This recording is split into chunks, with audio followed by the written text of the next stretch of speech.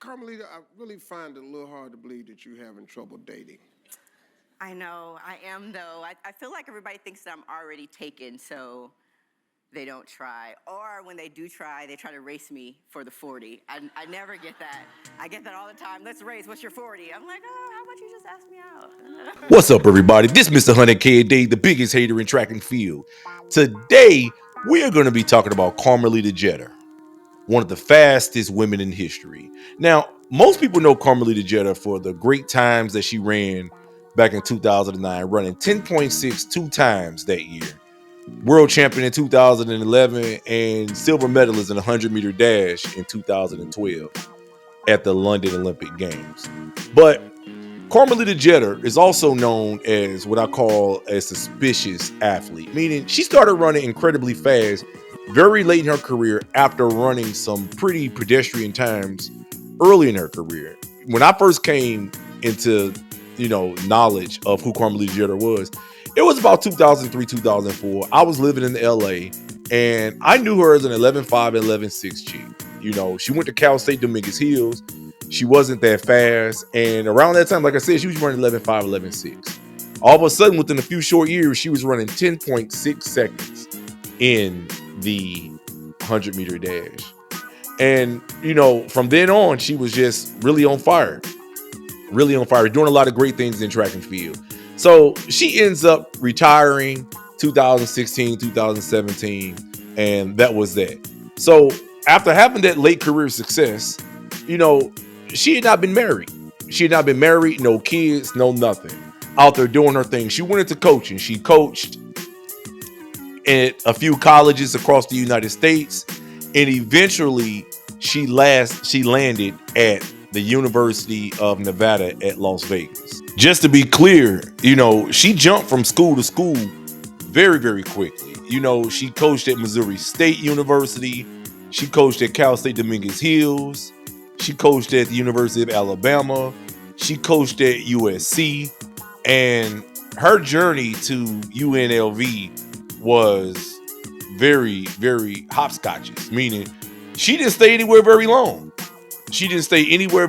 And next thing you know, she was there lined up ready to steal someone else's job.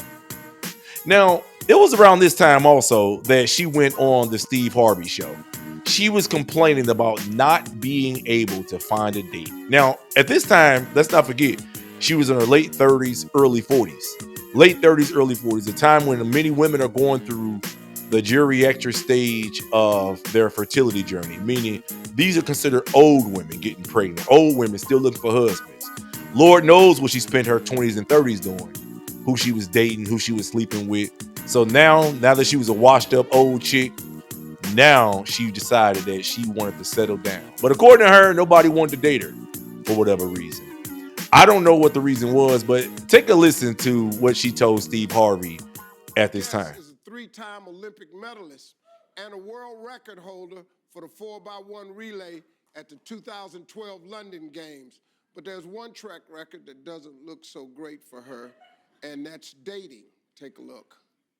Hey Steve, my name is Carmelita Jeter, Olympian from the 2012 London Games in track and field. And I heard that you are the chief love officer and you've been hooking some people up in LA. And I've excelled in almost everything except my dating life. So do you think you can hook a sister up? Let me know. Please welcome Carmelita Jeter.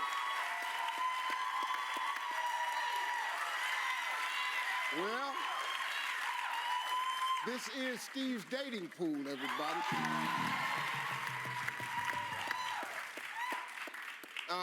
Carmelita, I really find it a little hard to believe that you're having trouble dating. I know, I am though. I feel like everybody thinks that I'm already taken, so they don't try. Or when they do try, they try to race me for the 40. I never get that. I get that all the time. Let's race, what's your 40? I'm like, oh, how about you just ask me out? Yeah. Before you get your feelings hurt. Whatever my time is in the 40, it's going to be faster than yours. Right. So, well, welcome to the show. Thanks for having me. I'm going to help you out. Now, this is how it works. We've got 3 eligible bachelors here. You're going to ask them some questions. After they answer, I'm gonna give you a hand with everything, help you out. At the end, we're gonna be sending you on a date with the bachelor of your choice. Here's the twist. We have more bachelors backstage that we can swap out. So, and this is the reason I created the dating segment like this, is because women should have choices, just like men have choices. All right, let's meet the guys on stage. Introduce yourself, fellas. My name's Chris. I am a current professional athlete. I play basketball overseas, and when I'm here in the States, I work in youth development and I train kids in basketball.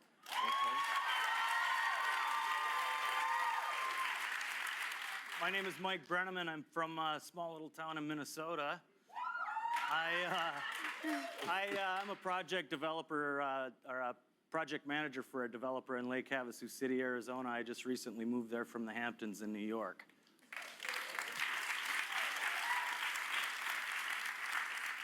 My name's Archie. I'm originally from Cleveland, Ohio. Steve? Yeah. You already know. Oh, boy. You already know, hey. Yeah. 90-30 Kinsman, Steve. Yeah. Hey. I work in digital project management in the e-commerce space. I'm huge into fitness, and that's why I'm here today. Yeah. Well, ask any of these questions that you like to any one of the gentlemen, any order you like, and the floor is yours. Okay. Let's see. Mike, what are the 3 things you like to have in common with your partner?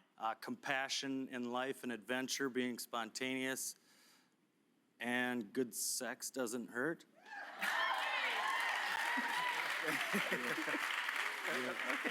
Yeah, if we gonna stay together. Okay, Archie, you're next. What do you want out of a relationship at this point in your life?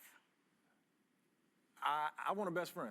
I think that's most important, because if you don't, being honest, if you can't be best friends, I don't think the relationship will last. You got to be able to, for good and bad, be able to, because your best friend, you know, you can tell them some real stuff that you sometimes can't tell your mate in a relationship, and I don't think it should be that way. Okay, I like that answer. Okay. Chris. Yes. How do you spend your downtime? I usually actually still spend it with my clients. When I'm not training them at work, I'm going around watching their games, just trying to bounce around and catch as much of them as possible to make sure that they're being successful, not only in the court, but good people in general.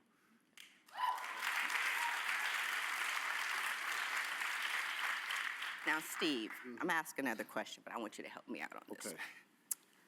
Which question do you think I should ask? Just what you do. Right there. Okay. Go to number 1. All right, all Yeah, right. don't play with it. We're not gonna play with him today. All right, Archie, what do you believe is your most attractive quality? Okay, so I think, I'm careful to answer this because I think my honesty is my most attractive quality, but again, I want a best friend, so I've got myself in trouble being too honest. Because again, honesty is delicate sometimes, not everybody wants to hear it. So I do feel that's my most attractive quality, but sometimes I've learned to be a little bit more, not as blunt with my honesty. I understand that, because as they answer this question here, when a man answers that question right there, you're gonna learn something about him. Because usually your greatest strength is also your greatest flaw. Those two can come in side by side, so that's good to know when they answer this question. We got a little bead on the guys. When we come back, we'll find out if all 3 are still here or if we swap somebody out. The decision is totally up to the young lady. We'll find out when we come back. Don't go away. During the break, we had to swap out Chris for Trey. Chris, great guy. I thought he was a super guy. Nothing wrong. You just got to go. I think she had other feelings about some other things. But Trey is here. So Trey, Carmelita hasn't gotten a chance to meet you, so tell us a little bit about yourself. How you guys doing? My name is Trey, 20 years old, from Los Angeles, California. How old?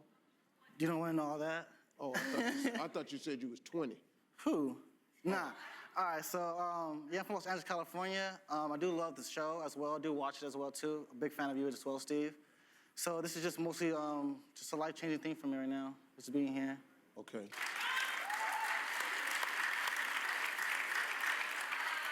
So Trey, what do you believe is your most attractive quality? You only live once, so I like to smile no matter what's happening with me. So for my smile always stands out with me as well.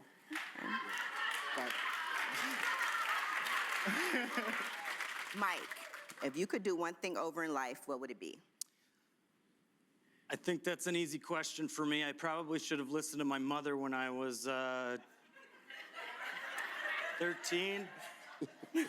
I quit playing the piano, and I really regret it. I wish I could play the piano. Wow. Yeah. Still can. Still can. And my mom knows that. Okay. So Trey, if you could do one thing over in life, what would it be? All right, so honestly, the one thing that I made a mistake on in life was applying for credit cards. So if I can make one mistake and go back over, I would not apply for credit cards. Due to the fact it was credit cards. So I can do one thing over again, it'll be credit cards. Okay, so I know not to leave my purse around him. Now I got a shopping problem. I do love to shop, so I do love shopping. But when you first come out with credit cards, you don't realize how much it is. You're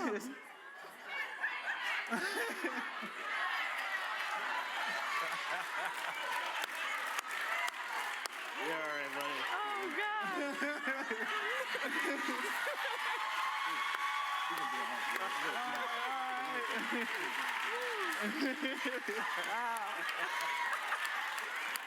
Thanks, Steve. Thanks. What not to do? Oh, wow. I think he was being honest at least. Michael, on Armored, come here, man. Yeah, we gonna do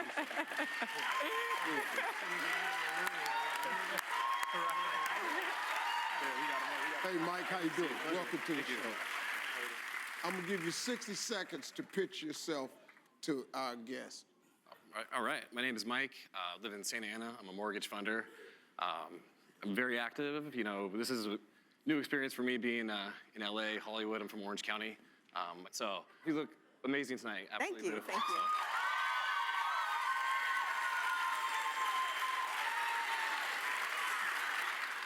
Other dude would have told you you was beautiful too, but his credit cards. All right. Okay. Okay. Okay. You got one more question. One more question. So, I'll start off with Michael, since you're new to the set now. What is the most important quality besides physical that you look for in a woman? I like a woman that has the ability to communicate. So being open and honest, being able to come after a long day at work and. Archie, what is the most important quality besides physical that you look for in a woman? I would say, even though it's not physical, I don't think it's physical. I think fitness is important only because, and obviously you got that on lock. So that's a wonderful thing. Just for the man that ain't here, I like a woman with good credit.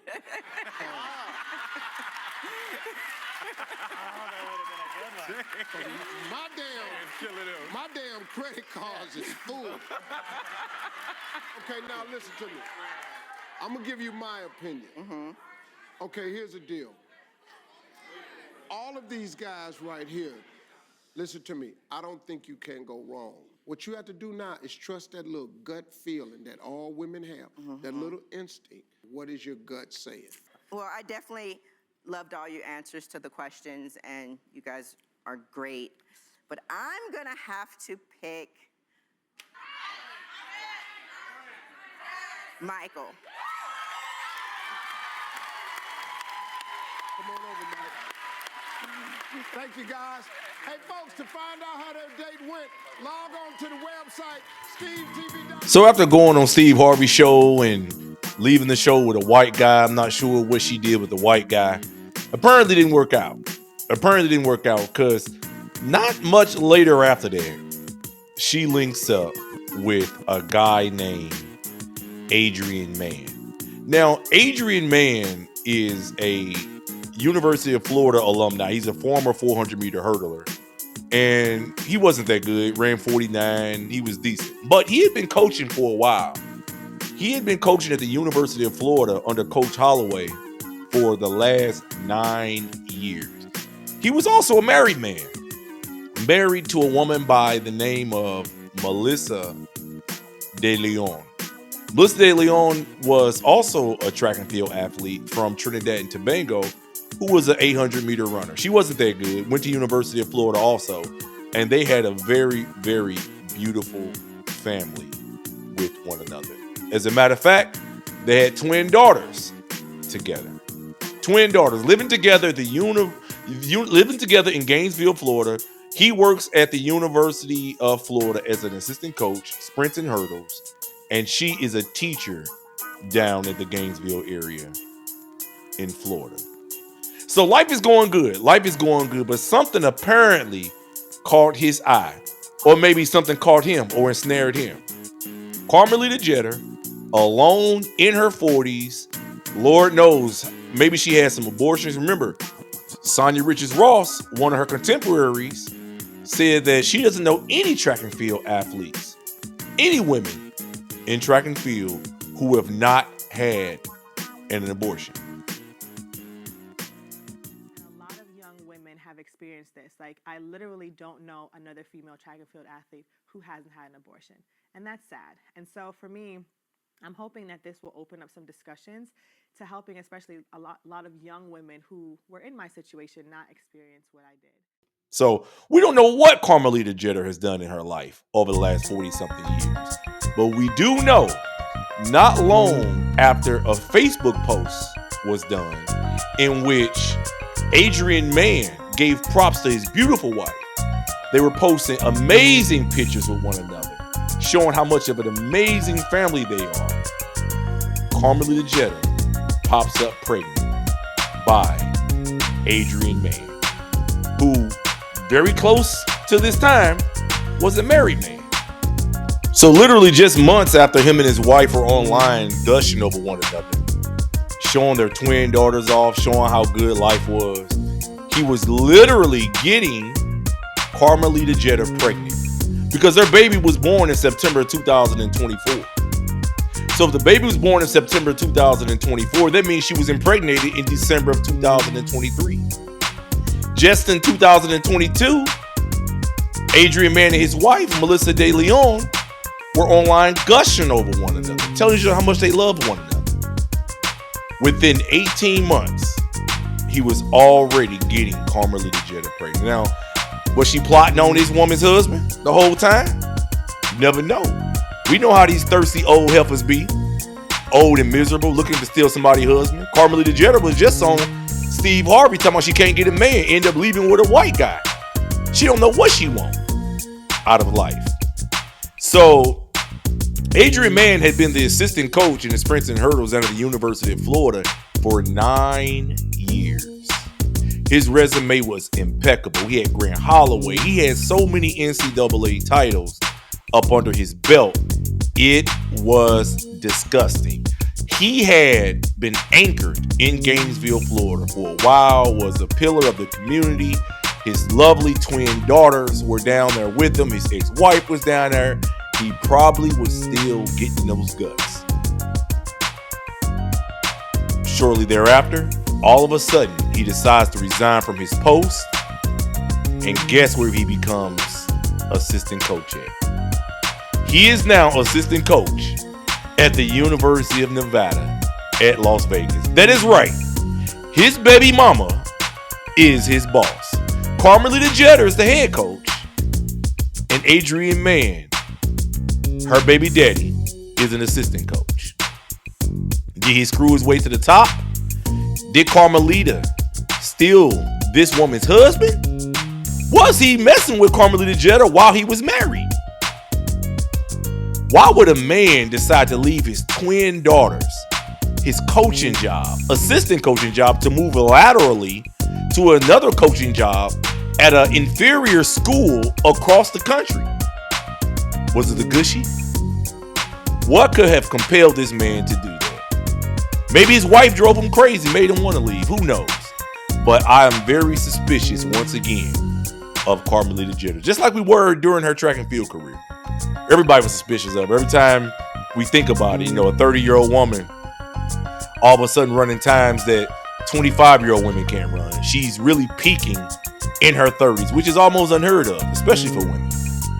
And typically, people who are only associated with drugs have been doing that in the last 20 years. Think about it. When Tyson Gates started running those great times in 2013, approximately at the age of 30, he was suspended not long after for using drugs.